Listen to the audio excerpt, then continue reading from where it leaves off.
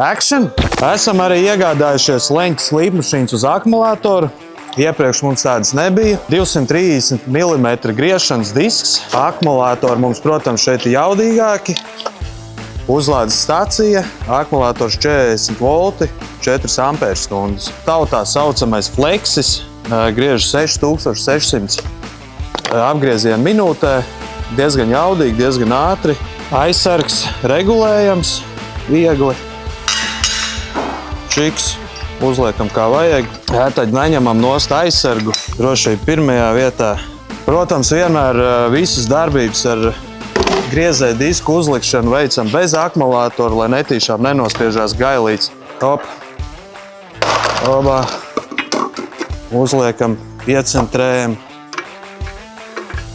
Starp citu, pie mums var arī iegādāties dažādu veidu griezēju diskus, gan dimanta, gan abrazīvos šos.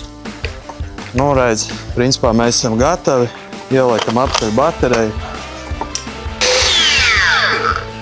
Fleksim ātrā bremze, diezgan ātri beidz griezties disks, nav viņš jāatstādina šitādā veidā. Ja tev ir nepieciešama leņķis slīpmašīna, kur nav pieejama elektrība, ļoti labs variants ir uz akumulātoru darbinām leņķis slīpmašīna, tā saucamais fleksis, 230 mm, 6600 apgriezienu minūtē.